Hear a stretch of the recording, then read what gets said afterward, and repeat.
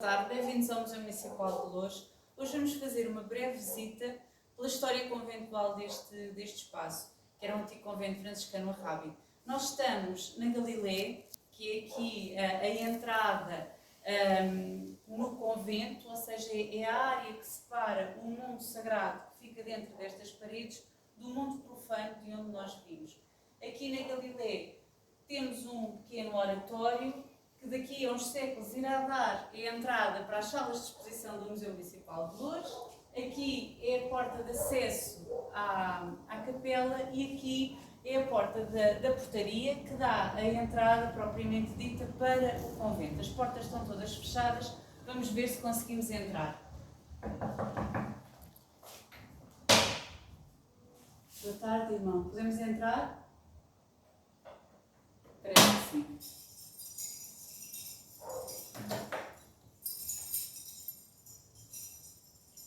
Vamos entrar.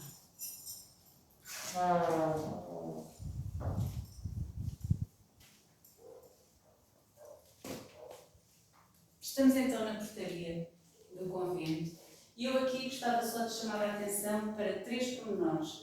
Primeiro, aqui neste cantinho vem esta reentrância, era onde ficava a sineta que dava o sinal para o frade porteiro se dirigir para abrir os portões. A configuração não seria exatamente esta, aquela porta não existiria e tínhamos aqui a sineta. Depois temos as pinturas dos tetos. Aqui, nesta zona, está um bocadinho sumido, mas ainda se consegue ver, temos os símbolos do martírio de Cristo. Se repararem, têm os chicotes e tem ali no meio uma coroa de espinhos, já muito sumida, mas ainda se consegue perceber. Portanto, estão ali os símbolos do martírio. E aqui, deste lado, temos a cruz com o braço de Cristo e o braço de São Francisco de Assis, com os estigmas na mão, os braços cruzados. E depois há uma particularidade aqui na pintura da portaria. Nós temos este marmoreado que corresponde à pintura mais recente deste espaço. Mas se repararem, está um bocadinho sumido, mas acho que se consegue ver lá em casa. Aqui nesta zona, por trás do marmoreado, conseguimos perceber duas figuras humanas. Lá em cima, o perfil de uma cabeça, ali o recorte de uma orelha, e aqui em baixo um rosto, e aqui os ombros. Portanto, conseguimos perceber que por trás desta pintura outras haveriam, e ali com representações humanas que nos parecem representações de frades franciscanos. Vamos avançando e vamos agora entrar no claustro. O claustro já é uma parte completamente vedada aos leigos, ou seja, aqui só quem frequentava este espaço seriam os frades desta casa. E, excepcionalmente, poderia vir aqui o barbeiro, que não tinha necessariamente que ser um frade, podia ser um barbeiro aqui das imediações, que vinha ao convento, à Casa das Barbas, que supomos que fosse logo aqui, onde nós agora temos uma escada de acesso, uma escada de serviço para os funcionários do museu e para os utilizadores do centro de documentação, mas supomos que fosse aqui a chamada Casa das Barbas. E o que era isso? Era o espaço onde o barbeiro viria, logo perto da entrada da portaria do convento, para desfazer as barbas e fazer as tonsuras dos frades. É à volta do claustro, este espaço de meditação, de contemplação, que se desenvolve depois também o cotidiano destes homens. Aqui ao fundo ficava a livraria do convento, aqui nesta zona. A livraria deste convento, o catálogo, o último registro do catálogo desta biblioteca contava com 1379 volumes, o que era um número muito assinalável, e a livraria ficaria aqui nesta ala. Lá ao fundo teríamos o acesso às cozinhas e ao refeitório comunitário. Lá em cima ficavam as celas dos frades. E eu acho que vamos conseguir perceber que aquelas três pequeninas janelas ainda são vestígios dessas celas, os quartos dos frades. E estas celas eram o quê? Eram divisões muito pequeninas, muito singelas, O mobiliário era praticamente inexistente, eles teriam uma enxerga no chão, um banquinho, num caso ou no outro, teriam um cobertor e pouco mais. E depois a arquitetura destes espaços também é pensada, nada é deixado ao acaso, e o acesso às celas, elas tinham aquelas janelas muito pequeninas, e o acesso às celas era feito por uma porta também muito baixa.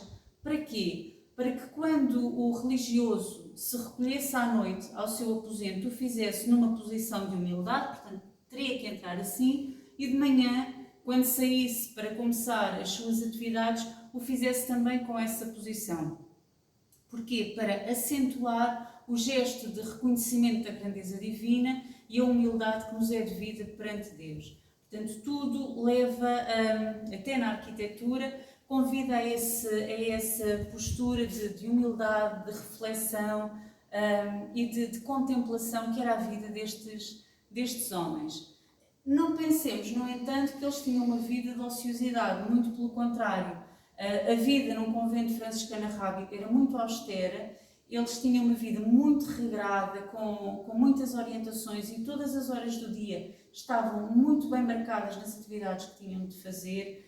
Era uma ordem muito hierarquizada, ou seja, nós tínhamos os irmãos, os frades leigos, que eram aqueles que se ocupavam das tarefas mais comezinhas, permitam a liberdade, era o frade porteiro, o frade da pataria, a pataria era a despensa, era o frade cozinheiro, eram os que tratavam das hortas, das limpezas. Depois tínhamos os irmãos coristas, que eram aqueles que só se dedicavam ao estudo e ao canto, e tínhamos depois os pregadores. Portanto, há aqui uma hierarquia de muito trabalho, muitas horas de oração, de meditação e também de saída, sempre 2 a 2, para pedirem esmola aqui nas imediações.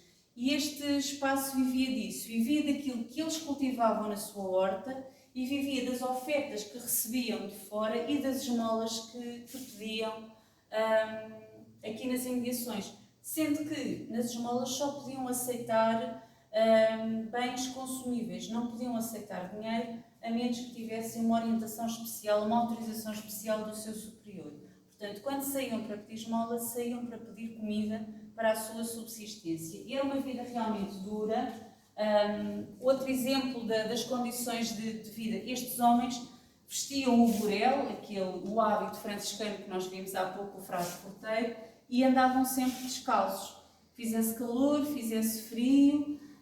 A única exceção para a utilização de sapatos era se estivessem muito doentes ou se já tivessem uma idade muito avançada. Portanto, não havia propriamente conforto e até a comida que eles podiam comer estava muito bem definida e muito bem regrada.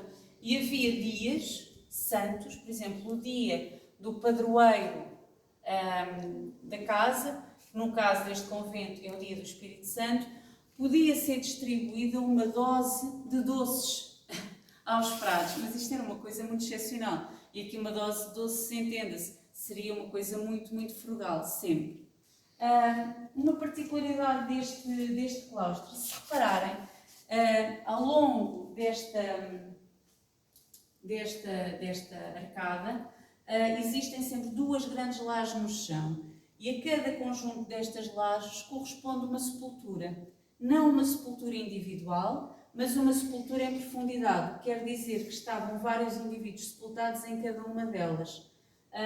E sabemos pelos trabalhos arqueológicos que já foram aqui realizados que todos os indivíduos que foram sepultados aqui eram indivíduos do sexo masculino, que tudo leva a crer, e bate certo também com as fontes escritas das crónicas da província da Rábida, que muitos frades foram sepultados aqui neste convento. Alguns que viviam aqui, outros que pediam para virem a ser sepultados aqui nesta casa.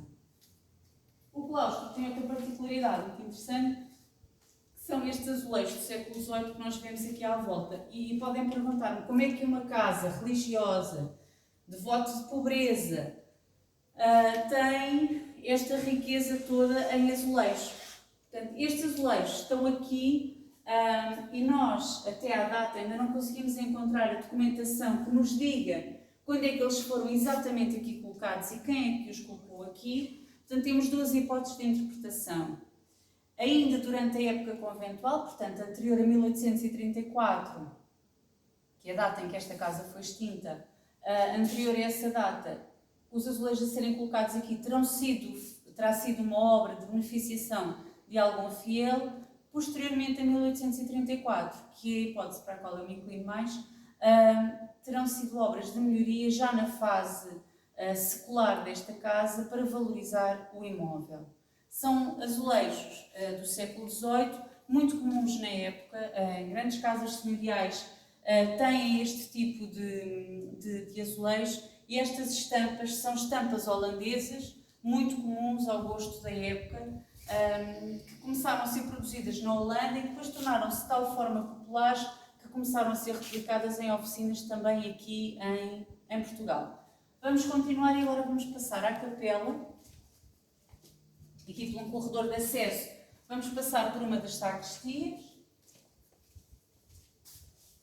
E aqui chamo só a atenção para o teto, onde temos a pomba do Espírito Santo.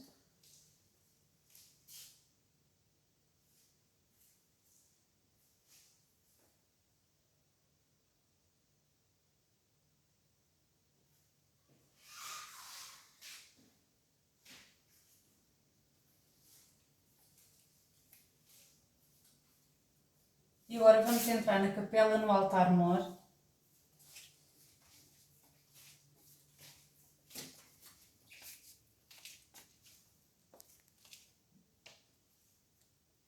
Que é o espaço mais sagrado da capela, que se divide entre o altar-mor e depois a nave.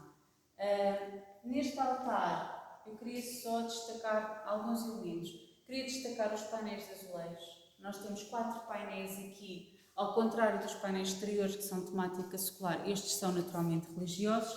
Temos representado o batismo de Jesus, temos ali uma representação do Pentecostes. O Pentecostes é particularmente importante nesta capela porque nós estamos no convento do Espírito Santo da Mialhada. O convento começou a ser construído no dia de Pentecostes e a pomba do Espírito Santo é um elemento iconográfico que aparece repetidas vezes. Aparece ali na sacristia, como acabámos de ver, aparece aqui no altar-mor, no teto do altar-mor, aparece naquele painel de azulejos e aparece numa pintura de Bento Coelho da Silveira, que representa justamente o Pentecostes, que está patente na sala de exposições. Por questões de preservação, retirá-la da capela, mas podem conhecê-la e visitá-la na sala de exposições do museu. Para além do batismo de Jesus, do Pentecostes, temos ainda um episódio que vai relatar nos Evangelhos, um dos milagres em que Jesus caminha sobre a água, e ali temos um dos momentos da tentação de Cristo, que aconteceu depois do batismo, quando Jesus se retirou durante 40 dias e 40 noites para o deserto, e ao fim desse tempo o demónio tentou de várias formas, mas ele venceu todas esses ataques e essas ofertas do diabo, e aqui que está ali representado é um desses momentos. Aqui a capela também tem uma riqueza extraordinária neste altar-mor, com aquelas colunas, com a talha dourada muito trabalhada e com o sacrário, que é um sacrário de facto muito incomum pela sua opulência e pela sua beleza. Aquele sacrário tem o tetramorfo representado, ou seja, aqui temos representados os 4 evangelistas através das figuras que os personificam: o leão, o boi, o anjo e a águia. E no meio do sacrário, na porta do sacrário, está representado o Agnus Dei, que é o Cordeiro de Deus. Esta exuberância, toda esta beleza, esta riqueza de ouro e de talha, de azulejo, é enquadrada como? É a resposta que o Concílio de Trento dá ao movimento da Reforma Protestante.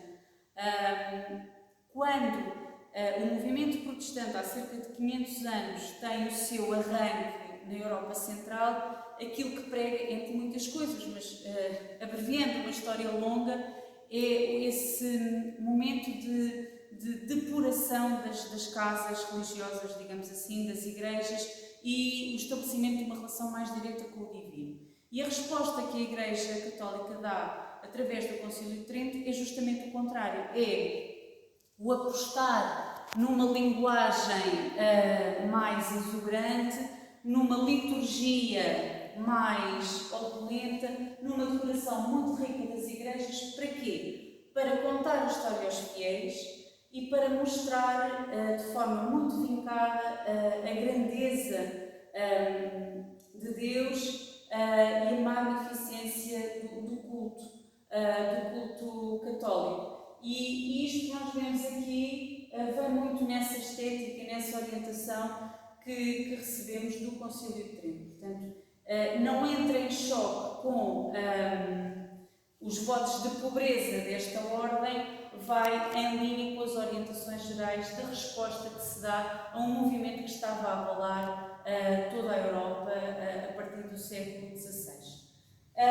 Esta capela tem ainda outra característica. Nós temos aqui 3 criptas onde eram feitos enterramentos, e aqui na capela já eram enterramentos não exclusivamente de religiosos, mas também de leigos, sobretudo de famílias nobres que faziam ofertas e beneficências ao convento e pediam em contrapartida para serem sepultadas aqui.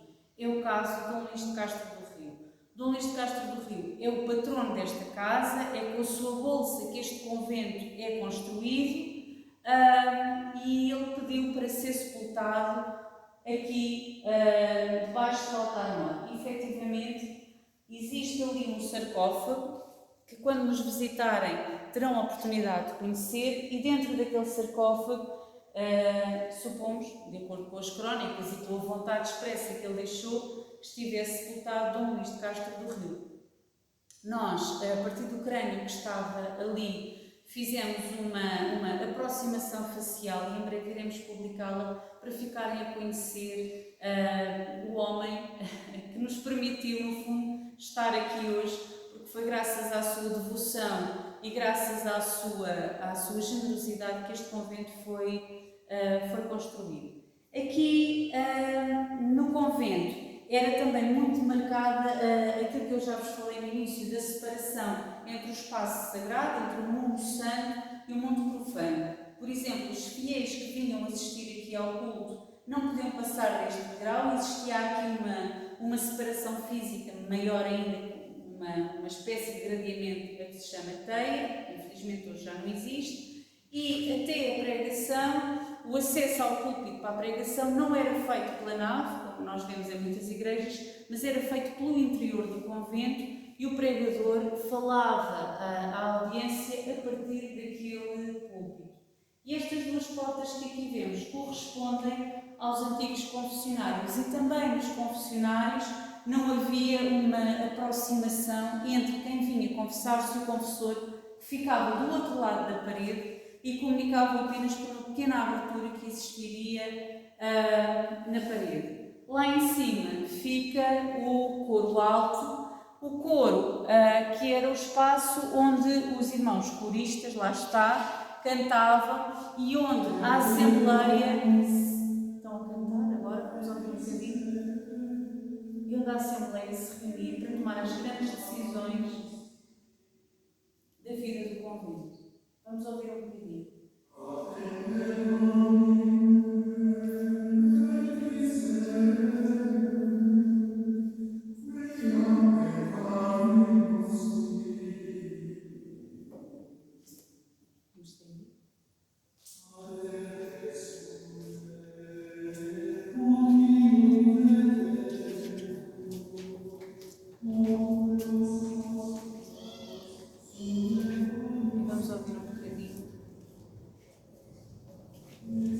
Conhecemos por canto gregoriano, mas que era o canto chão.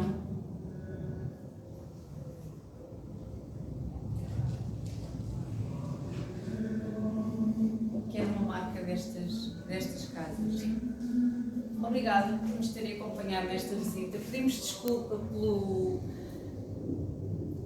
pelo problema que tivemos com o nosso sinal de internet no início. Esperamos que tenham gostado ainda assim de conhecer um bocadinho da história do convento e aqui do Museu Municipal, e fica o convite para nos virem visitar, para conhecerem toda esta história mais pormenor e para virem conhecer as nossas exposições aqui no Museu Municipal. Obrigada.